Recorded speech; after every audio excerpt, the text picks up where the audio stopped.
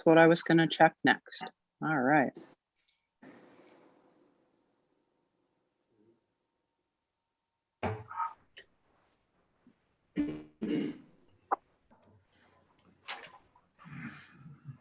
I went to sit down to do this meeting and I realized my laptop battery is dead.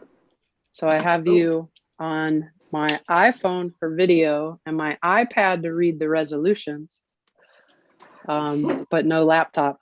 So we're live streaming now. All right.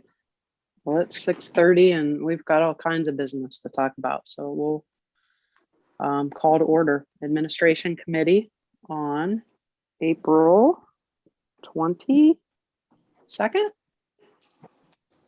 Earth Day, 2021. Roll call, we'll start with the Administration Committee members. Karen Wise, City of Ravenna. Richard Brockett, Northern Portage. Mr. Vitale. Here, Frank Vitale, Aurora. All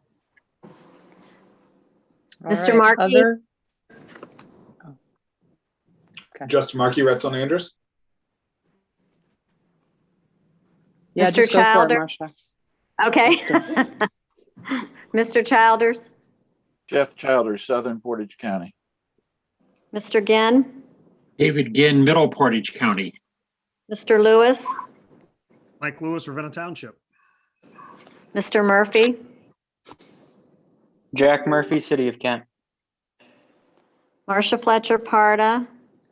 Claudia Amrine, PARTA. Kelly Jurish, PARTA. Brian Trotman, PARTA. Clayton Popick, PARTA. Denise Baffle, PARTA. Rebecca Schrader, PARTA.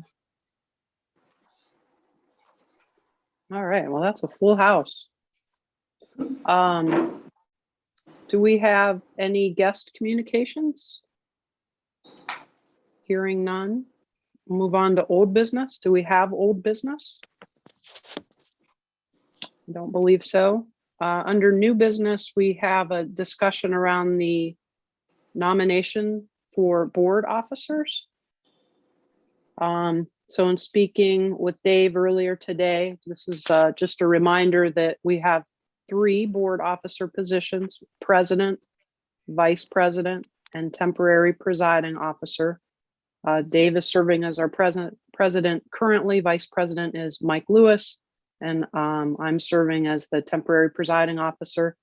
These appointments are 1-year appointments, and we all took these positions new in July of 2020, and they run for 1 year. So we are getting ready to conclude our first term. And I think the message tonight is, or the point in this meeting is just to mention that. So we're officially opening the nominations for new board officers. We're accepting those through up until the evening of the May board meeting. Is that correct, Dave? The May board meeting? Yes, that's correct. Okay. If anyone is interested in any of these, nominating someone for any of these 3 positions, or wants to nominate themselves, we're asking you to send a written note to Marcia. And then we'll probably communicate this again to the whole board, Dave? Yes, when you give your report to the whole board. And the election will be at the annual meeting, which is our regular meeting in June. Mm-hmm. And then the new positions will take effect in July 2021. Any comments or questions on that? Do we need a resolution or anything to move this forward? Don't believe so. No, the president appoints the nominating committee, and we appointed the administration committee as the nominating committee for this year. So the 3 of you who are on the administration committee are the nominating committee. We don't need a resolution. This is an annual event.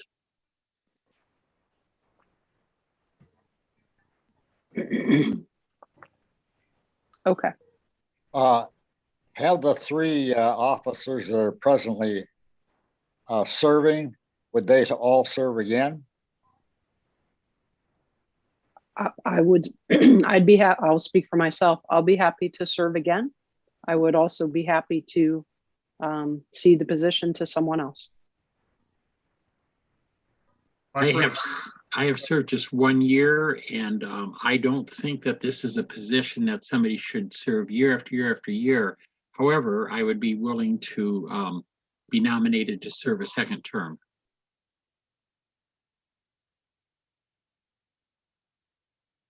Mike, do you want to Mike? weigh in? No, and I was just going to say that I've said along that 2020 shouldn't even be a year that we count. So if I hold true to what my word is, then I would be willing to do the same for another year.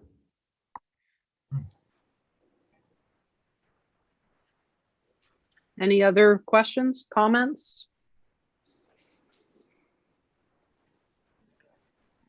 All right, then we'll move on to resolutions, which we have 4 for consideration. The first one is number 2021-04-01. Resolution by the PARTA Board of Trustees authorizing the filing of applications with the FTA and operating administration of the United States Department of Transportation for federal transportation assistance authorized by 49 USC Chapter 53, Title 23, United States Code, and other federal statutes administered by the Federal Transit Administration. That's our first resolution. Can I have a motion to approve it to the PARTA board? I move that resolution 21-4-1 be approved and moved to the board. Thank you. Is there a second? I second it. Excellent. Claudia, do you have any comments or remarks on the resolution? Sure. Thank you, Karen. Just that this is our traditional annual resolution that we use to accompany our funding requests through the FTA. It authorizes us to apply for funds that we rely on for assistance with our transit services. And I'd be happy to answer any questions. I see in the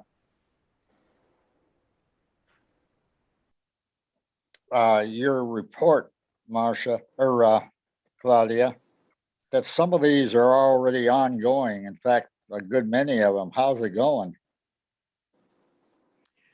Well, this is, so we are currently applying for, I mentioned the appropriations money, the earmark money. So this will cover that.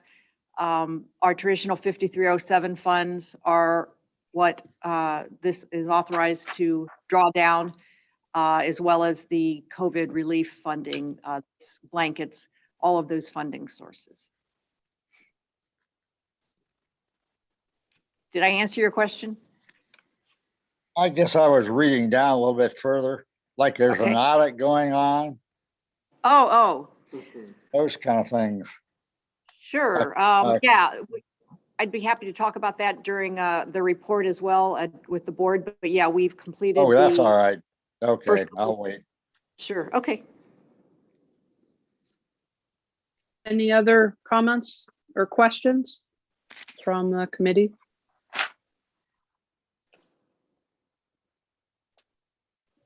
All right, we'll move to vote. All in favor of the resolution, say yes. Yes. Yes. Any opposed? We're good. All right, we'll move on to the next resolution. Number 2021-04-02. A resolution by the PARTA Board of Trustees authorizing the filing of applications with ODOT for fiscal year 2022 transportation assistance grants. These grants may include the Ohio Elderly and Disabled Transit Fare Assistance Program, the Urban Transit Program, the Ohio Transit Partnership Program, the Specialized Transportation Program, and the Ohio Rides to Community Immunity Program. May I have a motion to approve this resolution to the PARTA Board? I move. Thank you. May I have a second? Second, Claudia, are there any comments or remarks on this resolution? Again, it's a standard annual resolution to accompany our grant funding requests that we put through the state of Ohio. The one new funding source that we've listed is the Ohio Rides to Community Immunity Program, which we recently learned the governor had provided $7 million to assist transit agencies to transport people to COVID vaccination sites. And this also wraps in our 5310 application, which up until now has been done through Amends. This year, ODOT is going to administer it, and so it is all wrapped into this one resolution. I Excellent. have a question, Claudia. Is this part of the money that, where they weren't going to give much money out for transportation, they changed it to 70 million? Is that part of this? Yes. Yeah, so you'll see that come through the OTP2 funds primarily, but also that amount funds the elderly and disabled program and the 5310 program. So had they cut those funds as significantly as proposed, we would not have the amount of funding available to apply, through OTP2 for the programs and projects and vehicle replacement that we were able to do in the last biennial cycle. So yeah, we're very grateful that the legislator saw fit to increase it back to 70. This is a side question, Claudia. Are we only transporting within the county to vaccination sites, or will we go outside the county? We're doing inside the county, and this actually includes medical trips. So it's not all just vaccines, it's anything medical. And so we're able to count trips that we know are going to certain destinations that are medical facilities. And so we'll be able to draw down that funding much more efficiently than if it were just COVID vaccine sites. For example, we hosted 2 clinics here, and we can draw down the the service that we provided from our parking lot back to our garage. So we ran sort of a shuttle service, but we can't draw down the vaccination clinic expenses themselves. So it's just the transportation side. Right. Okay. Any Claudia, other how much- questions? Oh, sorry. Yeah, Claudia, Yeah. how much do we expect to make from that? Well, it's a reimbursement program. So we are approved for about $97,000. So whatever we can attribute to medical trips during this period of time, we can draw down. Is 97 the max then? Yes. Yeah, the state appropriated it using some formula, and that was approximately our share. Your best guess, are we going to get anywhere near that? Yes, because of the medical trips, because we can draw those down, I think that we will be able to do that within the next year. And it's good through 2022, so we have more time. So aside from being good neighbors, we're actually going to be okay on this. Oh, absolutely. Yeah. It's a great infusion of support in other areas. I think it's making all the difference in the more rural areas where they do have to transport quite a distance. So yeah. This would be a question for Rebecca. How does that figure into the budget? Where are we going to include that in the budget as income? This is the state money that you're referring to? Yes, this community immunity program. So I don't know. I haven't thought about that yet. It'll be somewhere probably like what I did with the CARES money. I'll add probably a separate line for this additional state money. Let me think about that, and I'll have to get back to you on that. Okay.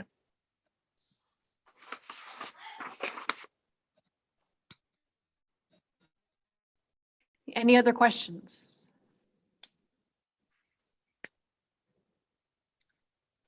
All right, then, hearing none.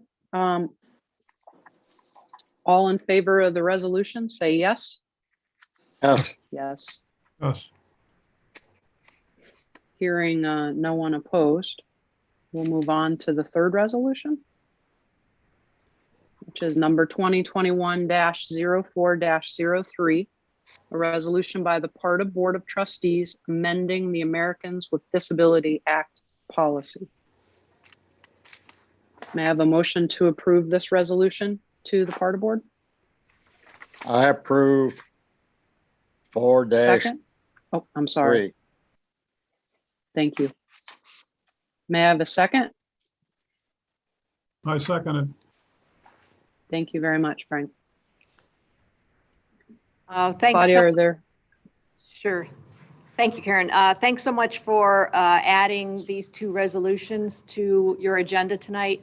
It was a last minute happening with the Toronto Review. We met Monday and Tuesday with the Toronto reviewers, and due to the virtual nature of this review, this is the first time we've ever done this through a platform like we're on right now, and it changed some of the ways that they are collecting the information, and it provided us with an opportunity to actually resolve a potential finding by bringing these two resolutions forward.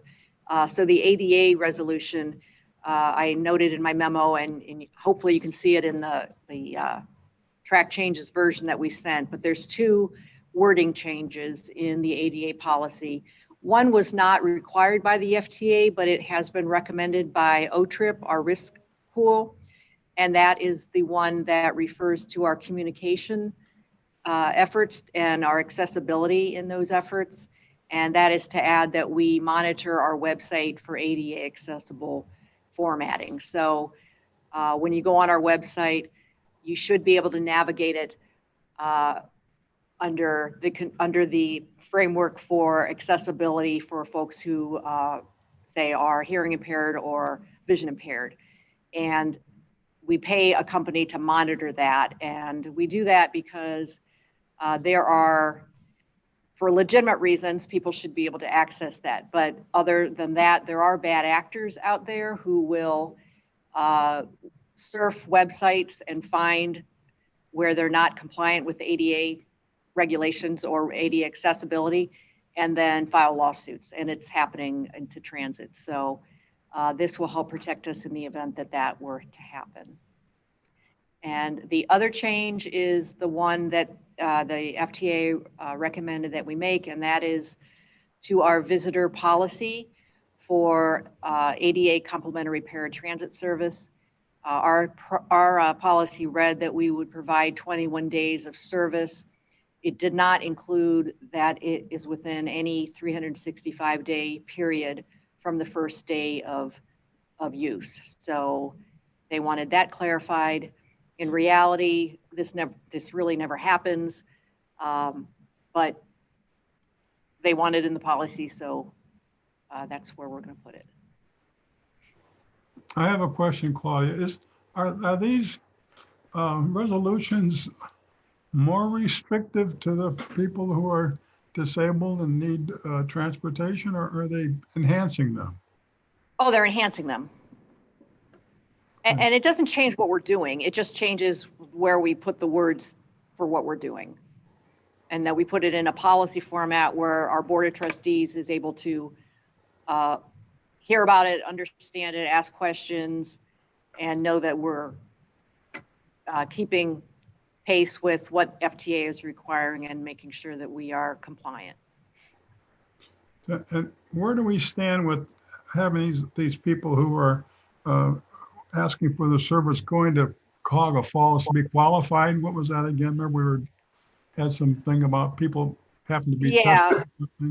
Yeah, that is our program for determining eligibility for complimentary paratransit services. And we are currently doing that. We take the people, we offer the trips for free, and we pay for that service. So has that been successful, or I mean, how do you measure that? Yeah, I think it's been extremely successful. Many people have declined to do it, which means that they fell off the rolls of ADA because they probably don't really qualify. The people who we have taken have qualified. Hmm.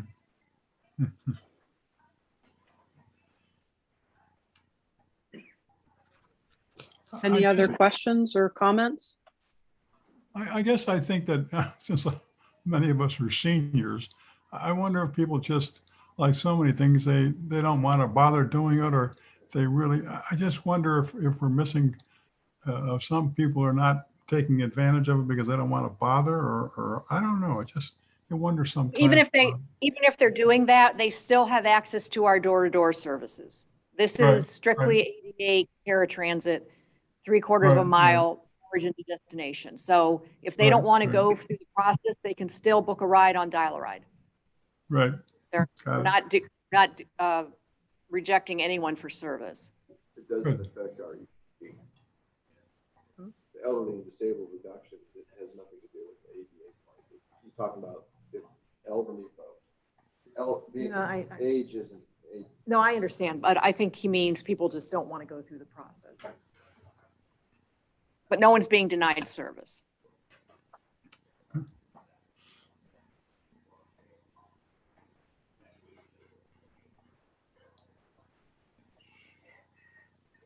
Any other questions?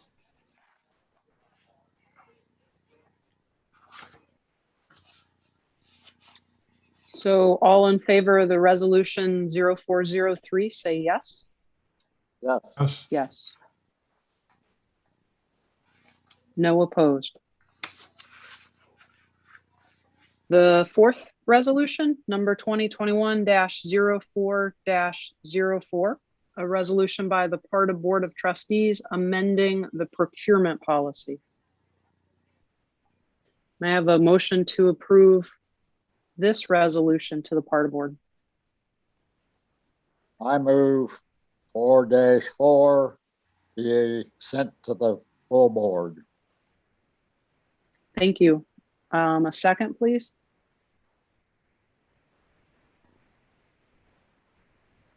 I Frank, second it. thank you. Claudia? Sure. This likewise, like the ADA resolution, this is a recommendation from the Triennial Review. They would like to see wording that we already have in our procedures, that we do not issue RFPs or procurements that include discriminatory or exclusionary terms, so as to prevent full and open and fair competition. Of course, we don't do that, but they want to see it in the policy in words that say exactly that. So that is what we're bringing forward for that. Do either 0403 or 0404 or 0404 are they influenced by COVID or the pandemic in any way, or are these just two separate They're standalone? just two separate, nothing's really changed. Reviewers 3 years ago didn't point it out. Every cycle is a little different, and the points that they want to focus on are a little different. Sometimes they really just are looking for certain words, and even having the concept covered, sometimes they just say it just for the future, for future reviewers, just call it out more clearly. It'll save you guys time. So this is kind of in that bucket of recommendations, I think. Improving in efficiency. Yeah, and just, I think they like to see, they're reviewing transit all across the country. So I think they're trying to promote more standardization in how we express things and document things so that it's more uniform. Got it. It's a good thing. Fine. Mhm. Yeah. Any questions from the committee?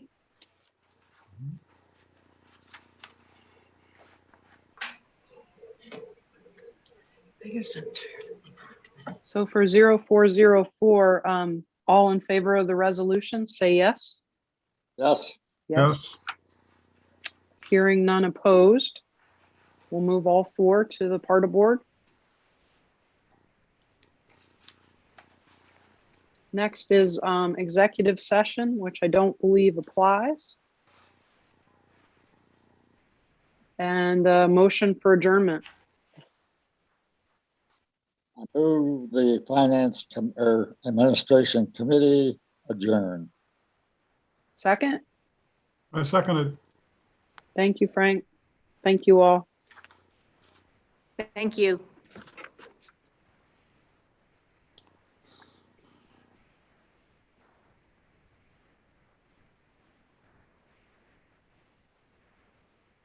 We are done to phase one. Here. Kitchen.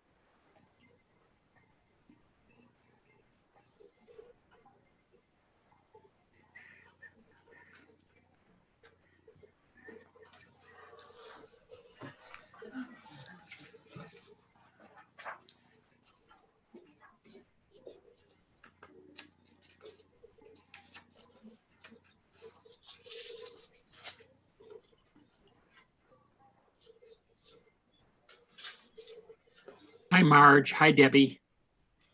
Hi, Dave. How are you? I'm well. That's good. We gotta get this pandemic over with. I need a Five Guys hamburger. Enough of this is enough. I don't know if they're open. Oh, they're open. Down and They're open open. them. Yeesh. No. With so many people having the immunity, it almost seems like it's safe, but it really isn't, huh? Well, I think we've been patient long enough. Clayton, are you there? Who are you looking for? Looking for Clayton. He is muted. Look for you there. Clayton, are you near a speaker? Yeah.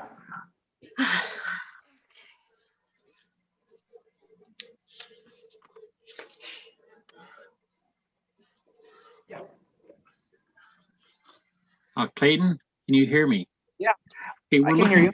We're looking forward to your presentation tonight. I was wondering if you would also, as a part of your presentation, want to mention the Amets Regional Vision 2045 and the online presentation that they're going to have is in the paper, but that's right in your wheelhouse. I'm wondering if you would like to mention it tonight. And Yeah, urge also. Okay, I'll urge our- pull up. Okay. Thank you. I'll pull up Curtis's email and we'll discuss that tonight.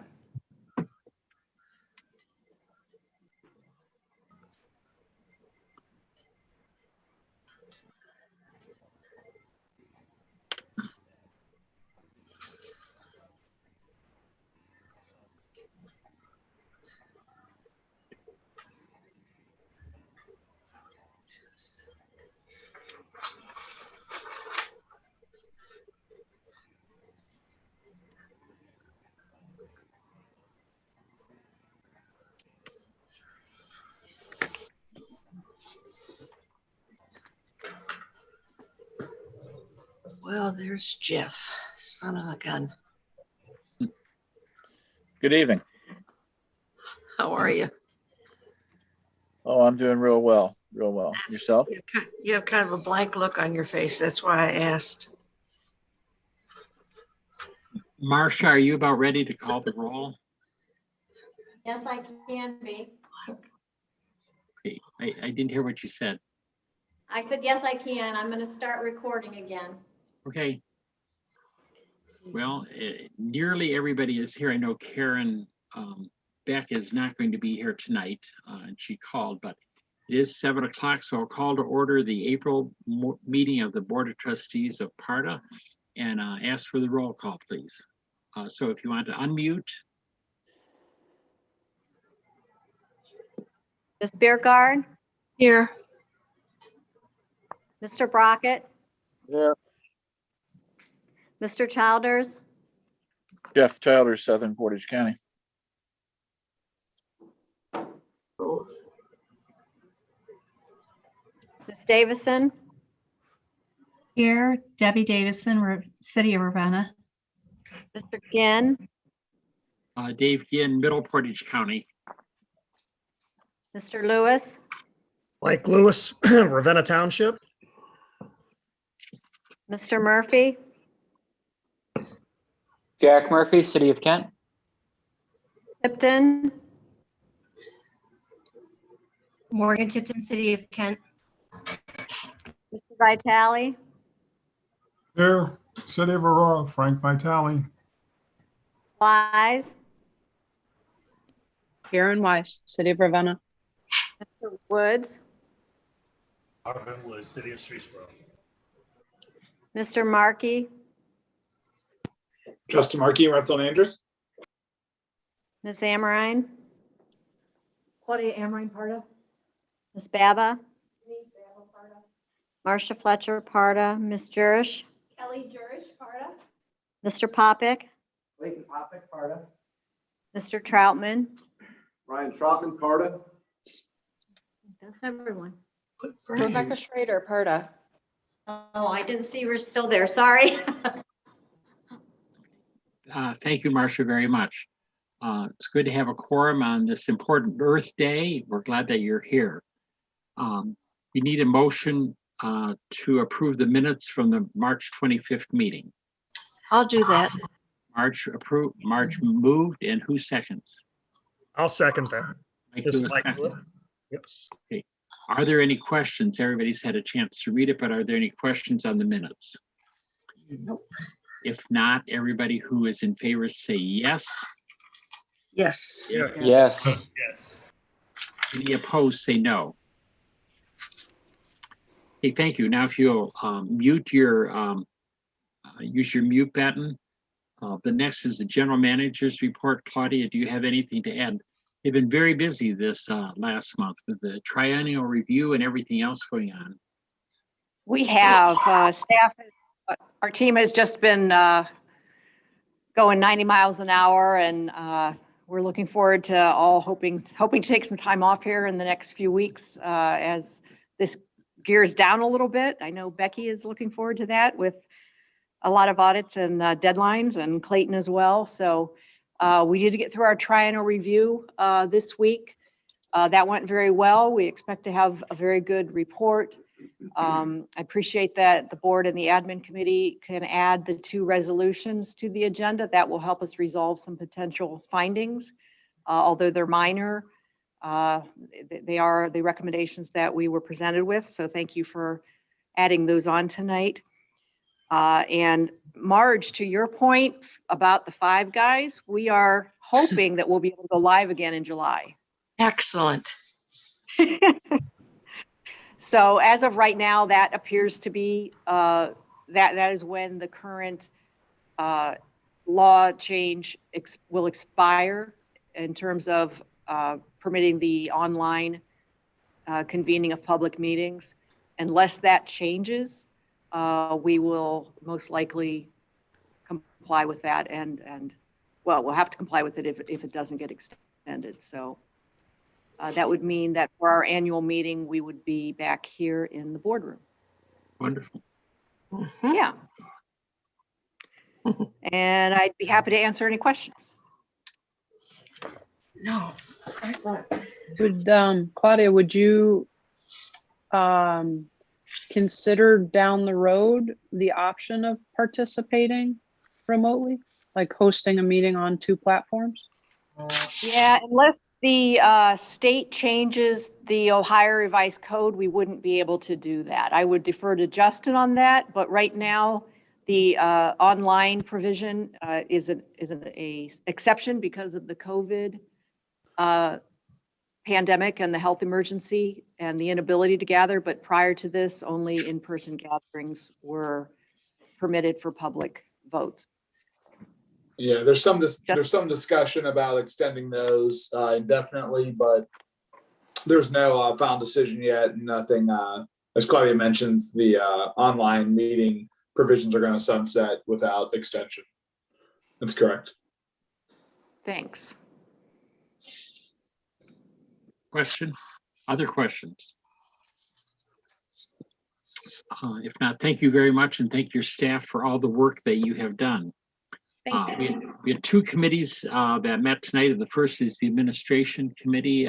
Karen? Yes. Mr. Vitale, Mr. Brockett, and I on the Administration Committee and others met.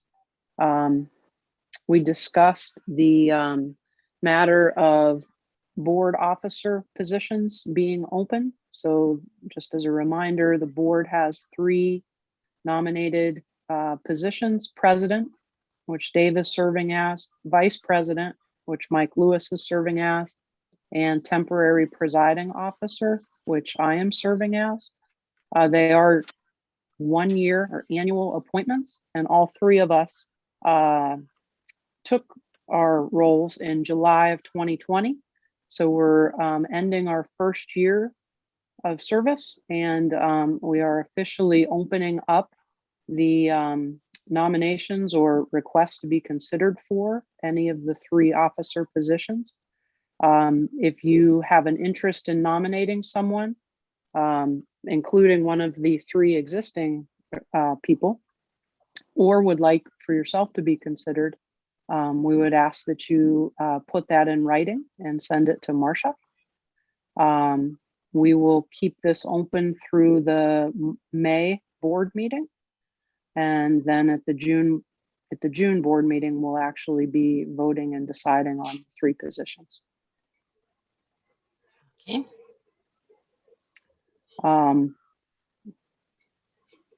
Any comments or questions? I don't know if that's appropriate, Dave, but that's what we talked about. Appropriate. Okay. That is appropriate. Okay. Good report. The other lion's share of the meeting we devoted to the 4 resolutions, and the Administration Committee approved to send all 4 to the PARTA board for consideration, and they're on the board agenda for this evening. We had no other business, and we concluded at 6:55. Thank you, and thank you for adding those couple resolutions to make things run a little bit smoother. Thank you very much to you and your committee. I'm looking at, is somebody signing on Moto Tab? Is that Virginia Harris? Harris has signed on. Thank you.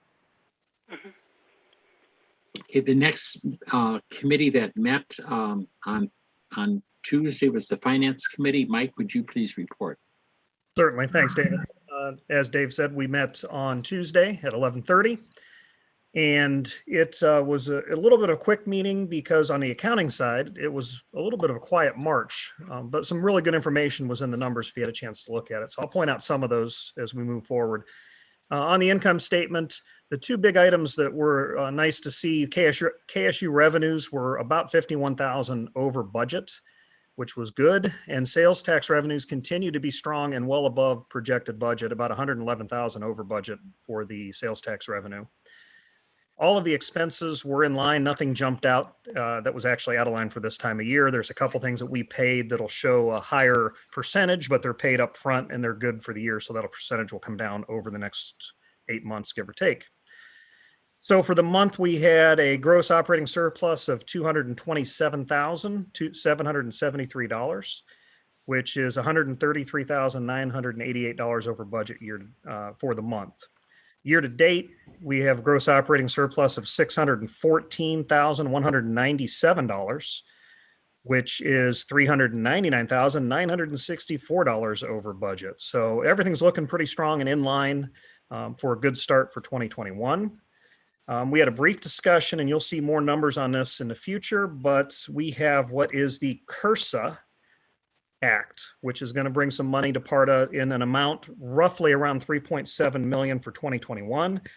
The Cursa Act is the Coronavirus Response and Relief Supplemental Appropriation Act. So it is this year's equivalent of CARES for the transportation and other industries. So that'll come in, and we'll talk more about that as we start hitting that into the numbers, which probably within the next couple of months. On the capital finance side, really, it was really quiet. We had 85,000 for, I believe, the last payment on one of the LTVs. And we moved about $1 million, or actually exactly $1 million, to restricted funds for future use. And that was really all that was on the capital finance. So overall, PARTA's looking pretty good and a strong start to 2021. And also a nice surprise, Kent Gateway. So parking, the number of parkers are up. We've got roughly 6,738 for the month, which is 35% higher, which is good. The income statement was in line on the revenue side. The expenses, they were managed a lot because of the lack of activity that we're getting, but the expenses were managed real well, which that reduction helped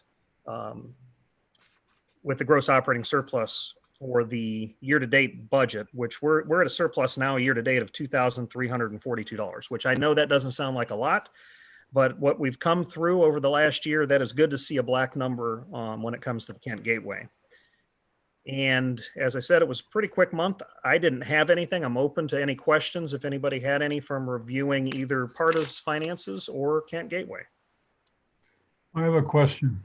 Yes. This $3 million that's coming from the government under this CARES Act or this COVID-19.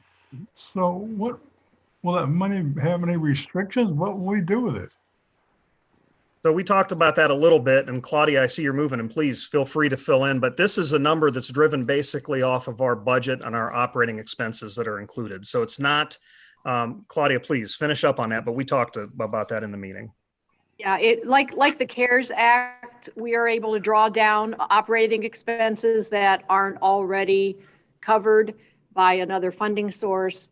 And so Becky, if you're out there and you want to chime in, that's fine. But we are basically drawing down operating expenses less any preventative maintenance that we're already drawing down or fare box.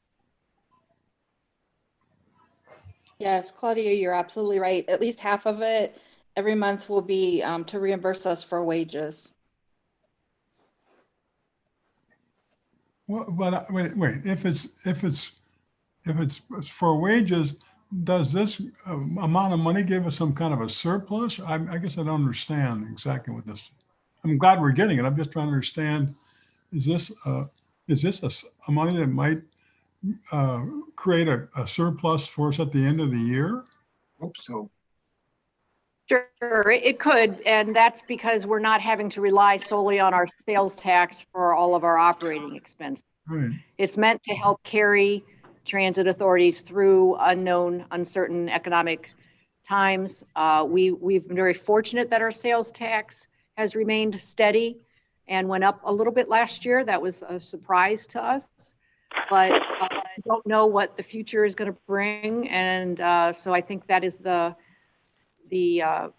force behind why this was passed, to make sure that transit can continue operating no matter what happens. And, you know, for the first time, we'll have some money in the bank that beyond 1 to 2 months of operating expenses, which is, you know, that's a kind of a shaky way to be. So I think we're fortunate to have this funding, and we will spend it in accordance with what the FTA says. We know we are, because we just finished our trying to review, and they did do draws. They looked at CARES Act funding expenses that we drew down, and went through them with a fine tooth comb. So it is additional funding, but we're very, very grateful for it.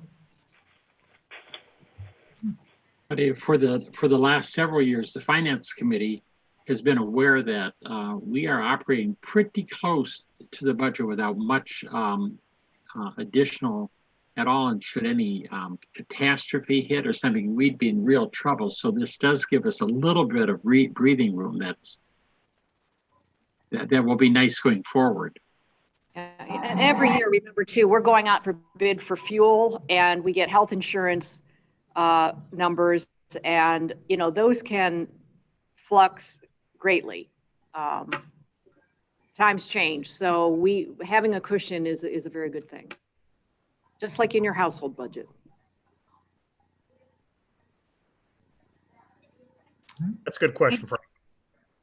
I just had one question last comment on the report. I believe it's page C, statement of net position. I think the dates at the top should reflect 1 month's difference as opposed to the same day. Is that? Yes. Just for the record. That was a test and you win. Okay. I just want, because when I read it at first, I was like, wait, I'm missing something. So thank you. So the column on the left would be March and the column on the right would be February. I figured as much with the difference. Thank you so much. Becca, it's good for you to know people read the reports, huh?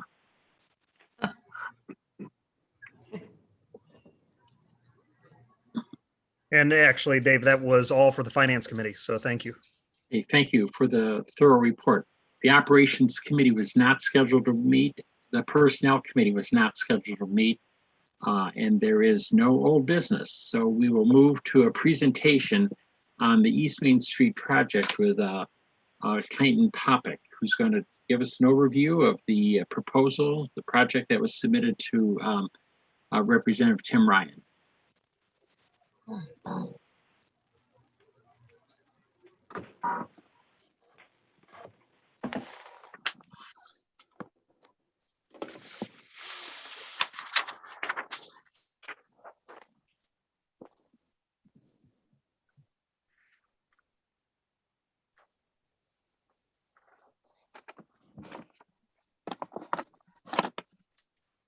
Okay, anytime you're ready.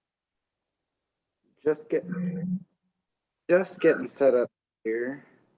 All right, good. Everything's coming through.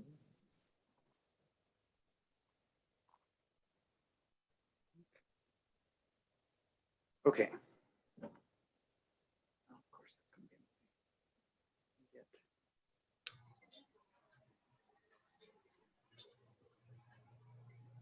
Okay.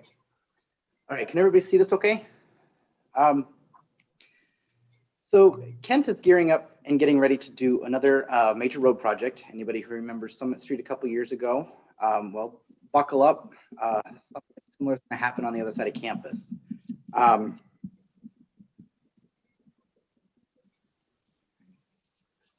we go. So basically what's happening is for the section of East Main Street within the city of Kent between Willow Street and Horning Road, excuse me, they're going to completely redo the roadway. And I'll have a couple of maps and concept drawings later on in the presentation to kind of illustrate a little bit of what I'm talking about. I'm going to try and keep this geared a little more towards our portion of it, which is more just kind of the transit improvements. But I did kind of want to give you a kind of a quick overview of what's on within that area. So planning began in early 2018 with construction scheduled to kick off around 2025. This again will be a similar process to Summit Street. Only this time we were named as an official stakeholder through board resolution in February of 2020. There were already agreements in place in 2018. Oh, thank you. Already agreements in place in 2018 between Kent and Kent State, and this was for funding, fund sharing, creating local match for grants, land acquisition. There's going to be some kind of give on Kent State's part to create a little more right of way for 59 or East Main Street in this section of roadway. Again, this is all similar to kind of how they handled Summit Street. Summit Street ended up taking a little bit of land from Kent State in certain areas as well, so they were willing to help the city out with this project coming up here in the next couple of years. Through our agreement, we do not have a financial commitment, but I'll talk a little bit more about what we just asked for here in a couple slides.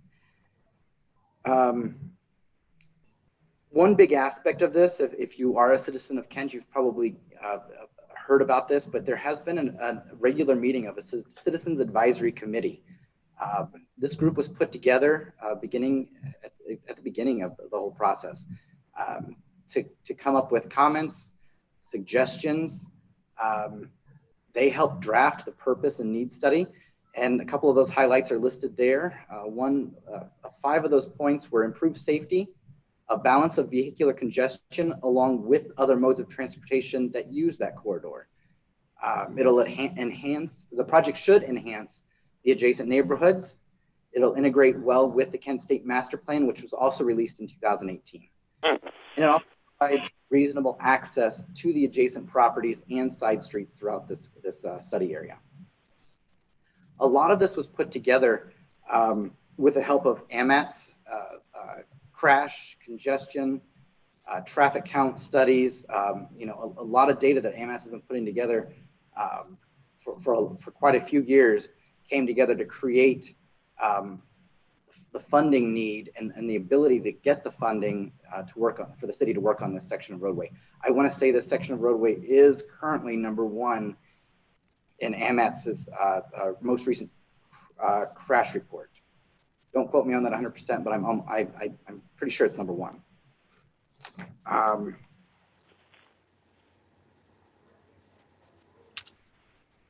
So like I said, I'm going to try and keep this geared towards our transit conditions. Some current transit data from 2018 to 2019, which kind of was the last full pre-COVID year. We provided just within the study area itself, 60,000 passenger trips. Our level of service through the area is 8 stops, 5 routes, and 13 buses. And we keep service moving every 9 to 45 minutes, just depending on the route. The unfortunate situation for transit in this area is the limited facilities that we have. Across 8 stops, we only have 1 shelter, 1 bench, and 1 hub. The hub is what's going to kind of become important here in a minute as well. So this is a map of the current situation. Again, you can see each of the route traces. Each box called out what kind of roughly the grouping of stops do in that area. Again, the stops between Lincoln Street and Horning Road, there's 8 of them. They provided about 60,000 trips. But it's also important to note that off to the left is the Kent Central Gateway, which provided another 23,000 trips that year. Theater Drive, which is just outside the study area, provided another 17,000 trips of people moving throughout this area. And the Lincoln Street bus stop provided another 19,000. So it comes out to be just a little over 101,000 trips just for this section of roadway alone.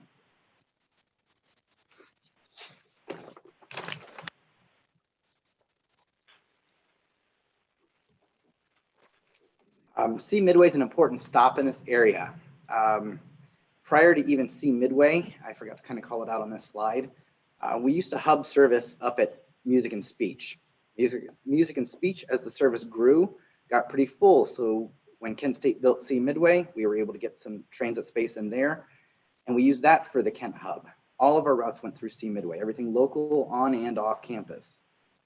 When the Kent Central Gateway was built, we reduced that to just on and off campus routes. So there's 2 off campus routes that go through there and about 3 on campus routes that go through there. And that's where commuting students can meet up with that on campus service and kind of circulate throughout campus. This bus stop alone provided 33,000 of the trips. 33,000 of that 60,000 that I told you about in the previous slide.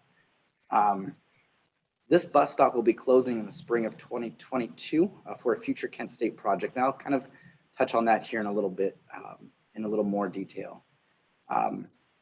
But C Midway kind of defines the importance of improving the roadside stops that are going to be created within this project area.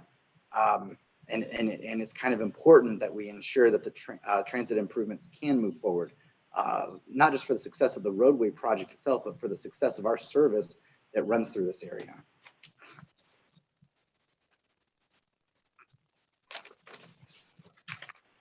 So when we heard that earmark dollars were coming back, and actually this was, Claudia literally caught it in a meeting.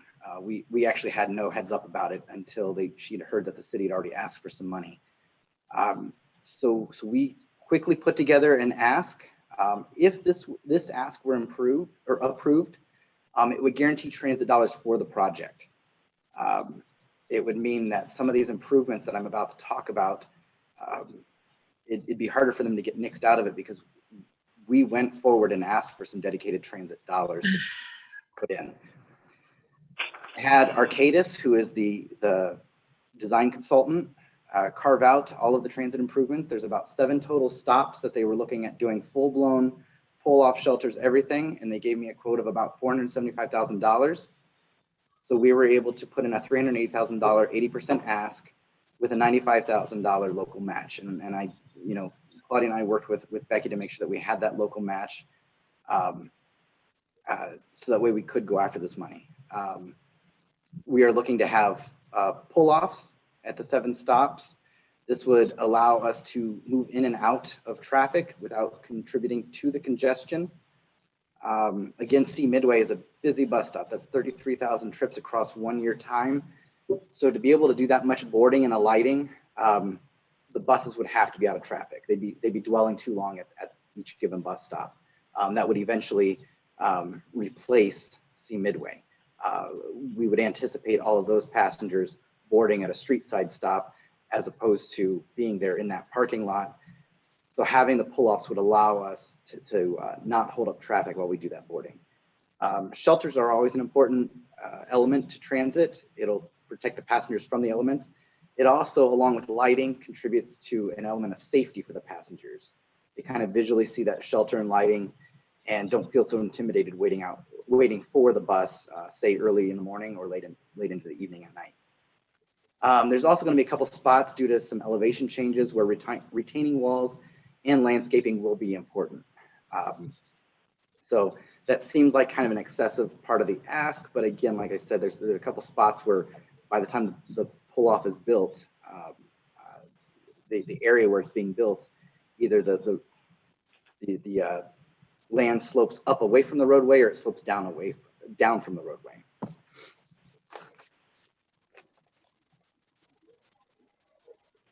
So the first section here kind of stretches from Willow Street onto about University Drive. This section of roadway does have a roundabout at the big intersection there at 59 Main Street and Willow. I'm going to try and use my cursor to point out a couple of elements. They won't see the point. Yeah. I thought about it though. That was a good idea, Claudia. So, okay. So off here to the left, we start, I'll try to discuss it because I've got a delay on my cursor as well. So the gateway is at the far left. Buses come out of the gateway. They head up towards the circle. They work their way up towards Lincoln Street. Lincoln Street is kind of a natural splitting point. I've got some buses that go south. We've got some buses that go east. Currently, you see a bus pull off in front of what's the Captain Brady building. That bus stop I've asked to be moved across the Lincoln Street intersection because we did not feel it safe to pull buses off the road right after the circle and then try to get back into traffic right after the circle. So we're going to move that eastbound bus stop over here just across Lincoln Street, across from Wendy's, in front of Rockwell. There we go. And they'll put in what's called a far side stop. Directly across the street from that, in front of Wendy's, it is going to be another pull off. Wendy's is already in the process of moving their driveway over to Lincoln Street. There will be a right in, right out that's not drawn in on this drawing yet that our bus stop will be protected from. The right in will be the only access into Wendy's off of Main Street. The exit will be onto Lincoln. That's not part of the city project. That just happened to be by coincidence that Wendy's decided to upgrade that property, and at the same time that the city was planning this road project. So it kind of actually worked out to the benefit because they were going to ask Wendy's to restrict the access to that property anyway. The next section of roadway is kind of the central section. There's going to be kind of a lot going on here. Starting at the far left is roughly University Drive. They put in a couple pull-offs there. Those pull-offs are actually going to get moved a little bit further east. You can see the one where Molten Hall currently stands at the end of right here. I'm getting my cursor to go back, sorry. Right here at the end of Hilltop Drive. That's where the Molten Hall bus stop currently is. That's the one that I was using as an example. When the city was asking what we needed to replace C Midway, I said something at least the size of the Molten Hall pull-off and bus shelter. In order to be able to pull 2 buses in, I'm guessing, at any given time to do their boarding, alighting. A couple of them might be transferring passengers between routes. So we're looking to get a couple of street side stops like that. The center parking lot right in the middle on the south side of the road is the Whitehall parking lot. That will be going away. I believe the bus stop is going to get put right kind of in front of Whitehall there. Bus stop across the street at the corner of Luther Avenue and Main Street where the new Starbucks sits. That's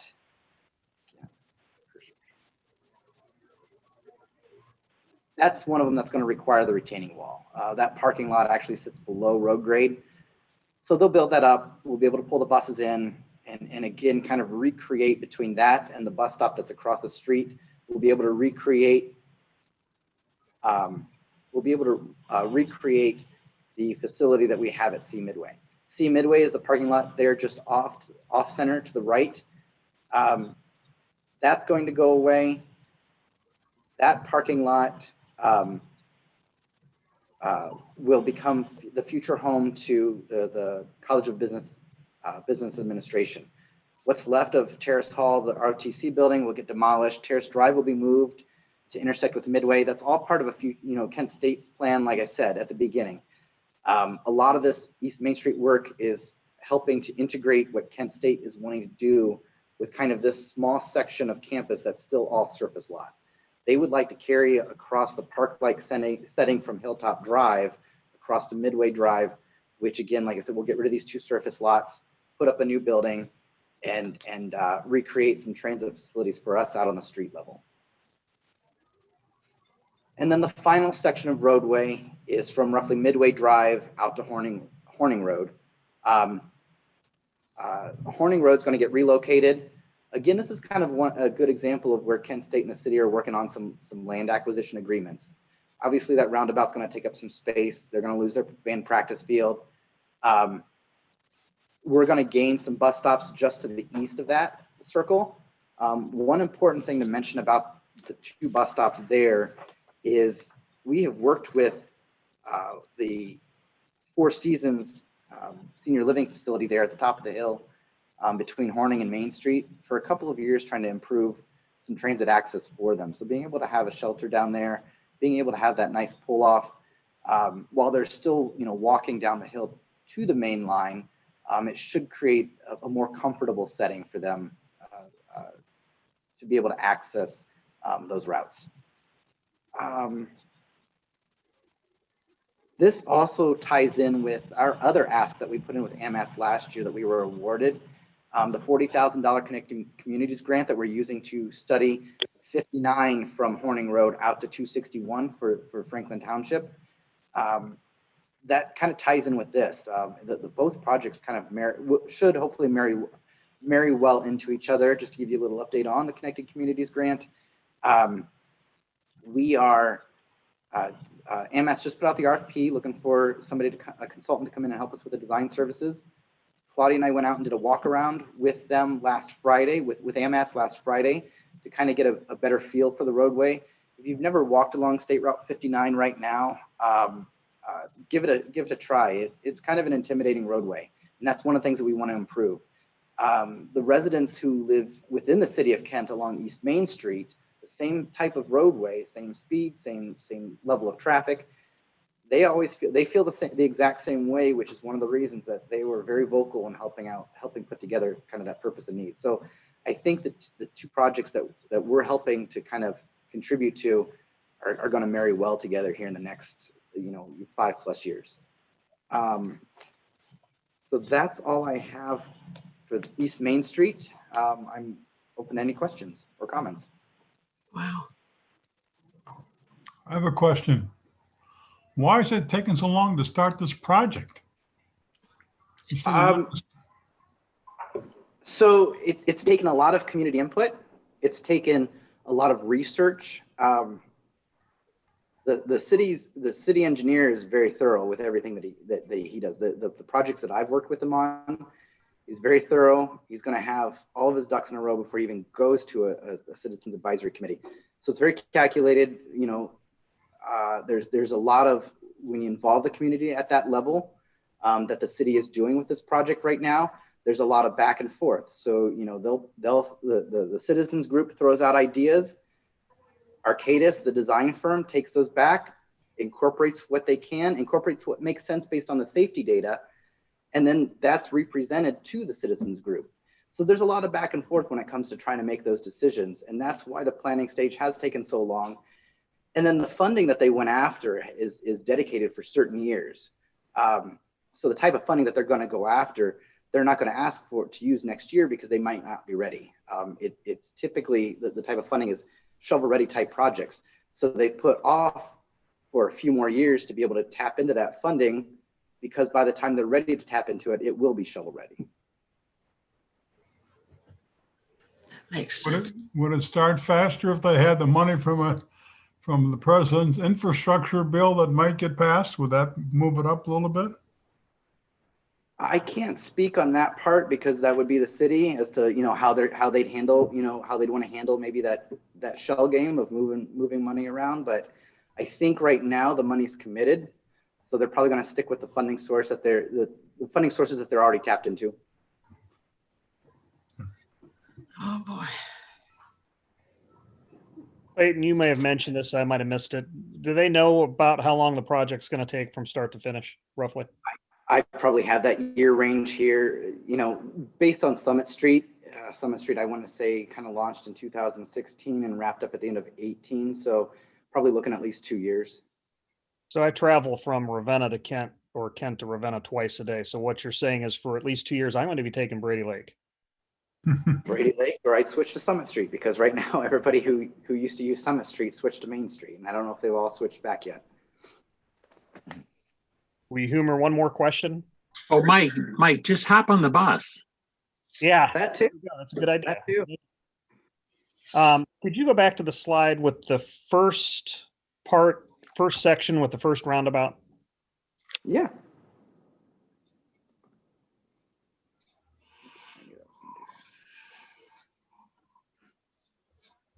All right.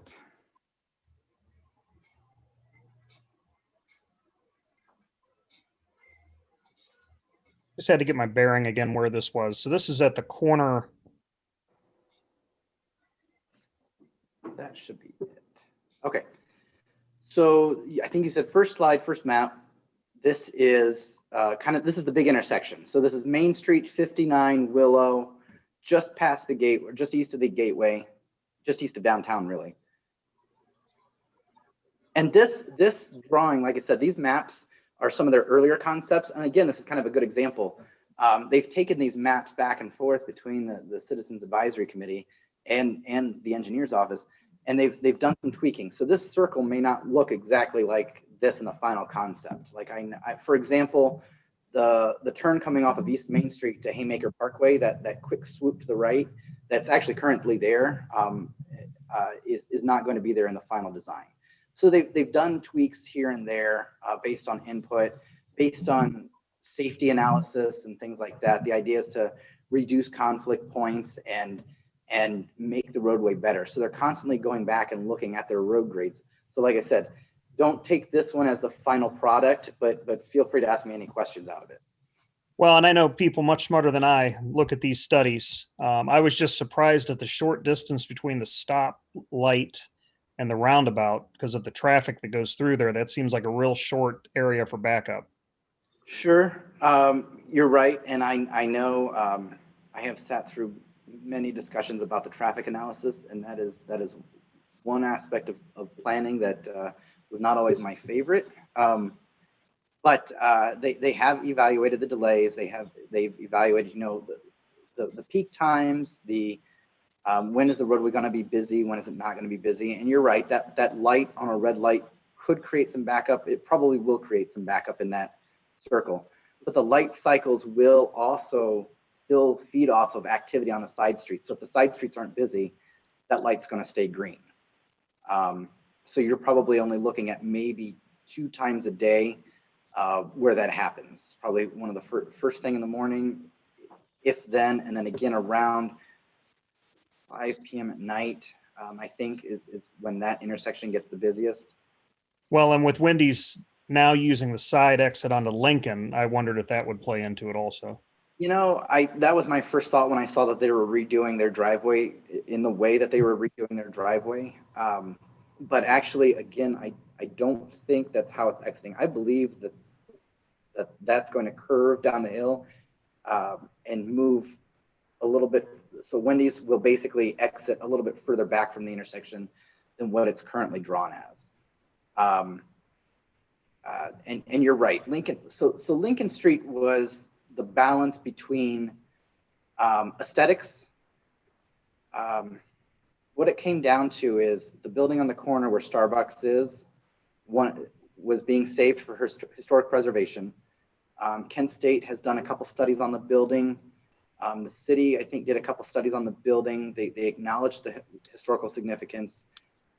So there was no adjusting the size of the intersection with Lincoln Street in that area. So then they looked to the east to see, what land on the Kent State side could be taken to try to incorporate and try to make things a little bit better on Lincoln Street. And there's a lot of mature trees on that corner. And that's one thing that, again, the citizens came back and said that they would rather deal with some congestion throughout the day than see a lot of those mature trees and that building get moved away.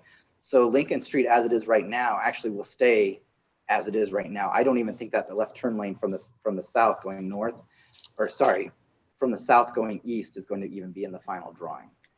Again, it was kind of a matter of where do you draw the line between expanding the roadways to the point where you're just welcoming more traffic and destroying the landscape around it and preserving the landscape around it and just kind of living with the condition as it is.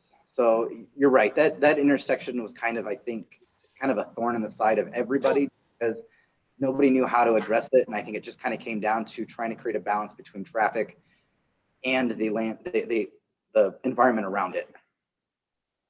Thank you, Clayton. You mentioned $95,000 in matching funds. Was PARTA going to be responsible for any more than that?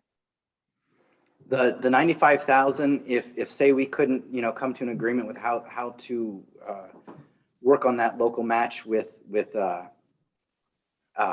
say the city or Kent State, we have the money to take it on ourselves, and that is the only money we are committed to now at this point because we chose to go after the transit dollars.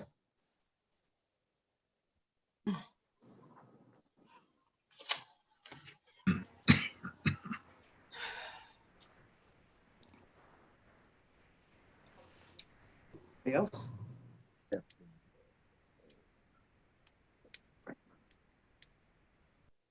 Does anyone else have any other questions? Clayton, thank you very much. Thank you. A lot to digest here.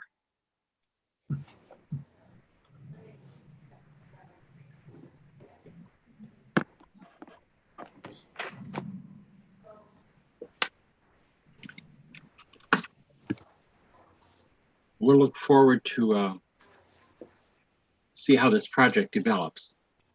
The next item of business are the resolutions. We need a roll call for response, and these were all discussed thoroughly by the administration committee at their meeting tonight, and all approved by that committee to move forward to us. The first two are routine resolutions. The second two are ones that are sort of housekeeping. Resolution 2021-04-01, a resolution by the Portage Area Regional Transportation Authority Board of Trustees authorized the filing of an application with the Federal Transit Administration and Operating Administration of the United States Department of Transportation for federal transportation assistance authorized by 49 USC Chapter 53, Title 23, United States Code, and other federal statutes administered by the Federal Transit Administration. I'm asking for a motion for approval. I will do that. Thank you, Marge. Second? I'll second I'll that. second that. Okay, Jack, I'll take your second. Thank you. The administration committee discussed this in a lot of detail. Does anybody have any general questions? This is a routine matter that we look at every year. Nope. Okay, hearing none, Marcia, I'll ask you, unless Claudia, unless you have anything to add. No, I don't. Okay, Marcia, would you call the roll? Mr. Murphy, Yes. Mr. Lewis, Yes. Ms. Harris, I hope you can hear me. Yes. we can, thank you. Ms. Davison, Yes. Mr. Childers, Yes. Mr. Brockett, Yes. Ms. Biergard, Yes. Mr. Woods,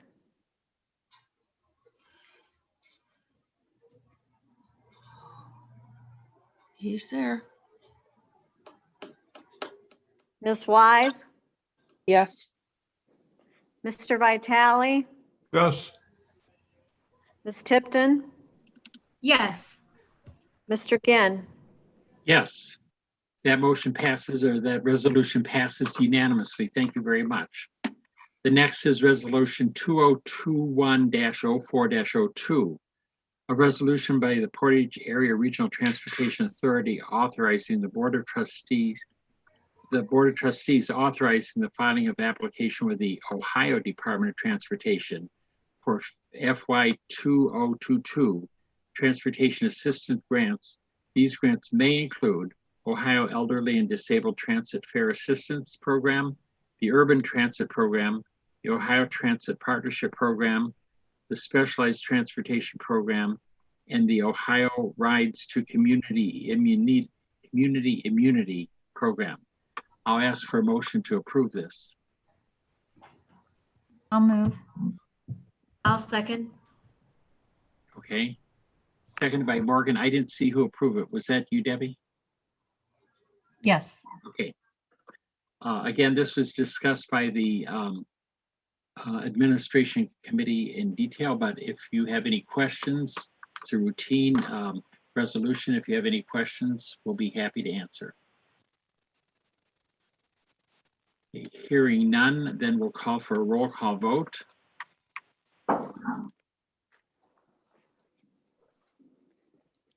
Mr. Woods, are you back with us? No.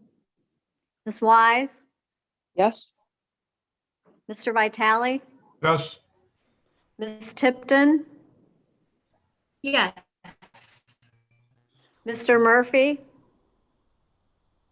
Yes. Mr. Lewis, Yes. Ms. Harris,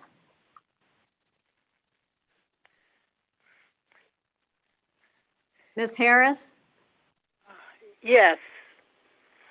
Ms. Davison, Yes. Mr. Childers, Yes. Mr. Brockett, Yes. Ms. Biergard, Yes. Mr. Ginn, Yes, that resolution passes unanimously also. Thank you very much.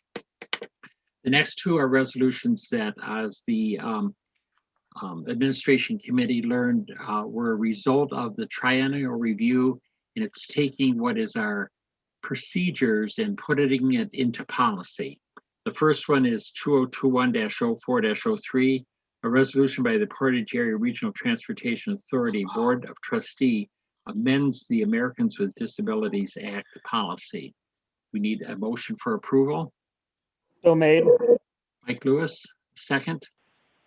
Second. I second it. Frank Vitale, seconded.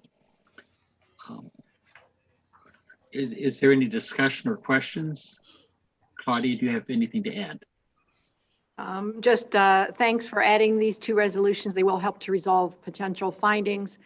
They're minor changes in ADA, just to better note the practices that we have in place. The visitor issue, that's never happened here, but we are happy to include the language that clarifies that it's 21 days of service within any 365-day period. Okay. Questions? If not, then Marcia, would you please call the roll? Ms. Tipton, Yes. Mr. Murphy, Yes. Mr. Lewis, Yes. Ms. Harris,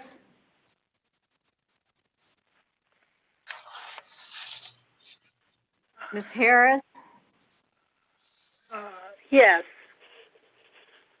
Ms. Davison, Yes. Mr. Childers, Yes. Mr. Brockett, Yes. Ms. Biergard, Yes. Mr. Woods, Mr. Woods, Oh, dear. Ms. Wise, Yes. Mr. Vitale, Yes. Mr. Ginn. Yes, that resolution also passes unanimously. Thank you. And I'd like to remind people, thank you for the guests who attended the administration committee. And if any members are interested in attending any of the committee meetings, that's where the heavy loading and the discussion on these takes place. So thank you very much. I don't see a need for an executive committee meeting. Does anybody have anything to add? Attorney Markey, anything? We have one a more fourth resolution. Oh, boy. I did it again. I'm sorry. Thank you. Resolution 2021-04-04, a resolution by the Portage Area Regional Transportation Authority Board of Trustees amending the procurement procedure. A motion for approval. I'll make that. Marge? A Yes. second? I'll second it. Okay, Mr. Wood seconded. Any questions on this or comments, Claudia?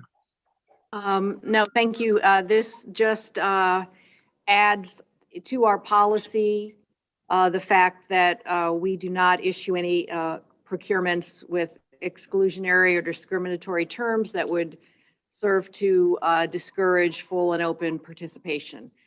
These words exist in our procedure, but not in our policy. And so it's just a matter of housekeeping to state that affirmatively in the board policy that's on record. There are no questions. Marcia, would you please call the roll? Mr. Woods, Yes. Ms. Wise, Yes. Mr. Vitale, Yes. Ms. Tipton, Yes. Mr. Murphy, Yes. Mr. Lewis, Yes. Ms. Harris,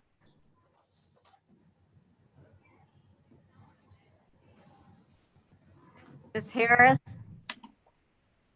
Yes, I'm having problem hearing. I'm sorry. Ms. Yes. Davis?